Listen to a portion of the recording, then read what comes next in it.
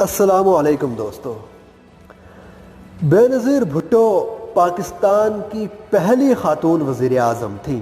وہ سابق صدر پرویز مشرف کے دور حکومت میں طویل جلا وطنی کے بعد 2007 میں وطن واپس آئی۔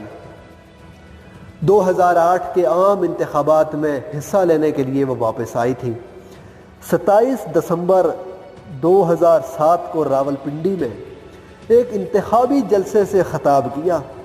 ان کی گاڑی جلسہ گاہ سے نکل رہی تھی کہ ایک خودکش دھماکہ ہوا اور اس حملے میں بی بی شہید ہو گئیں۔ ناظرین، وہ 1976 میں آکسفورڈ یونیورسٹی کے طلباء کی یونین کی صدر منتخب ہوئیں اور ایسی پہلی ایشیائی طالبہ تھیں جنہیں یہ اعزاز حاصل ہوا۔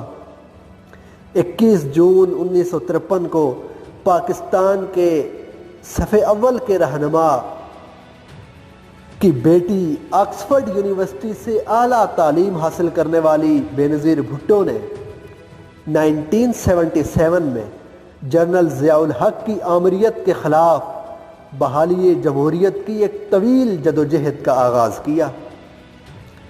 اس طرح 1988 میں پاکستان کی اور عالم اسلام کی پہلی خاتون وزیر اعظم بنی۔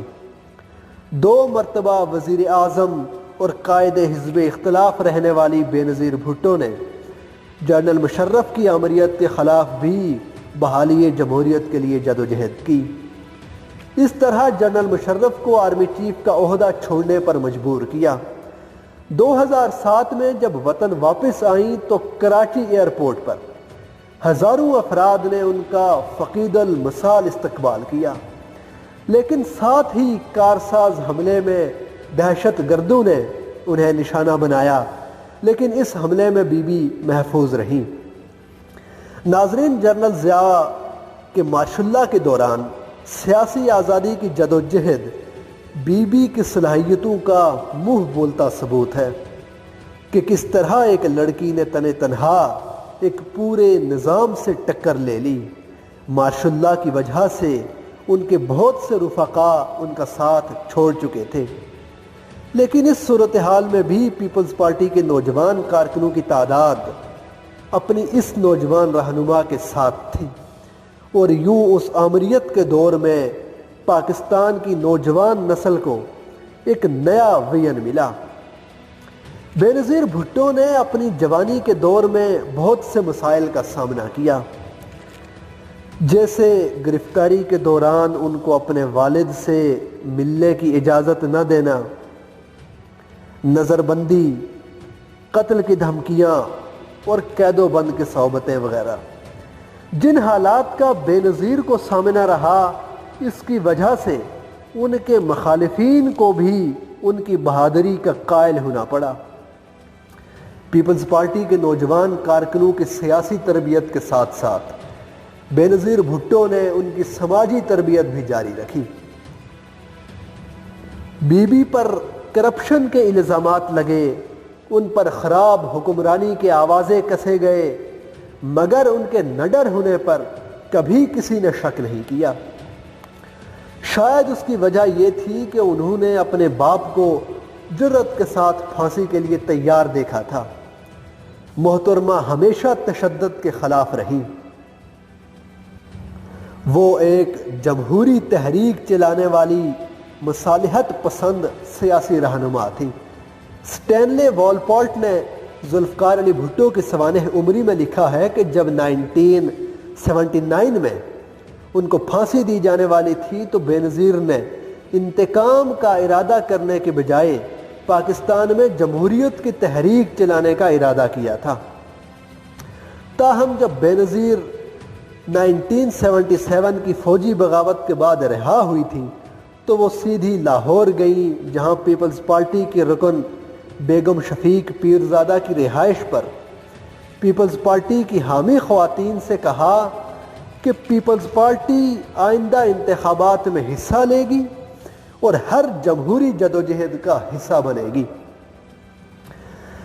جس وقت بینظیر بھٹو بیگم شفیق پیرزادہ کے گھر تقریر کر رہی تھی، اس وقت باہر قومی اتحاد کے چند کارکنان پولیس کی معیت میں بی بی کے خلاف گالیوں بھرے نعرے لگا رہے تھے۔ بے نظیر بھٹو کی ساری عمر ایسے ہی ماحول میں مصالحتی جدوجہد کرتے گزری۔ بے نظیر بھٹو کی سیاست کا یہ خاصہ رہا، یہ ان کے نظریات کی اساس تھا کہ وہ کوئی بھی بڑا اور نڈر فیصلہ کرنے کی صلاحیت رکھتی تھی، بشرط یہ کہ انہیں یقین ہو کہ اس سے قومی سیاست آگے بڑھے گی، اس سے قومی سیاسی سفر آگے بڑھے گا۔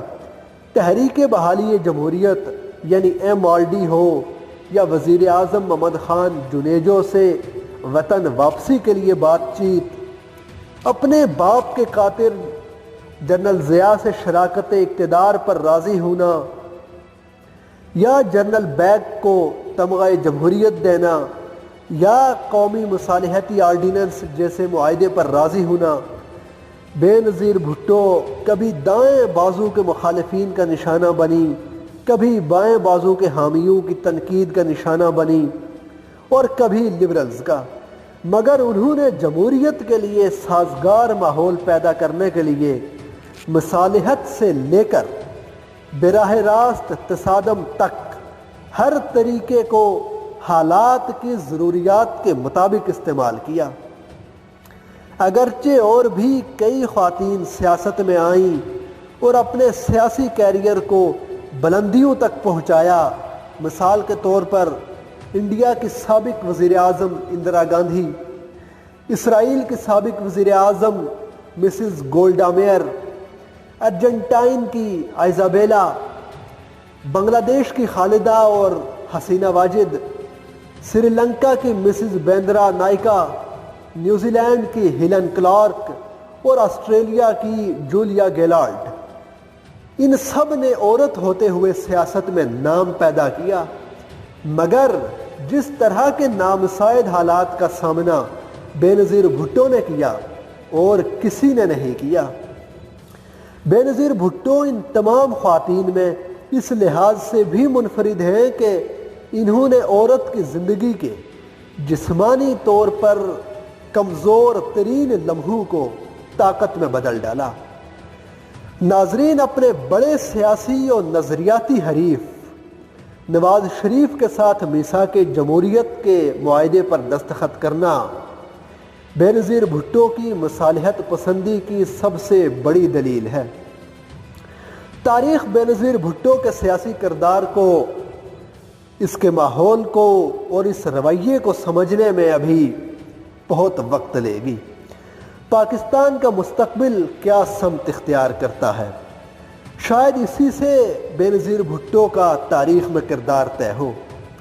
ناظرین، بے نظیر بھٹو کی سیاسی اور جمہوری جدوجہد کو ایک ویلاگ میں بند کرنا ناممکن ہے۔ اب تک کے لیے اتنا ہی۔ آپ بے نظیر بھٹو کے بارے میں، ان کی سیاسی جدوجہد کے بارے میں، وہ جدوجہد جو انہوں نے جمہوریت کی بقا کے لیے کی، اس بارے میں آپ کیا رائے رکھتے ہیں؟ کامنٹ سیکشن میں ضرور آگاہ کریں۔ اللہ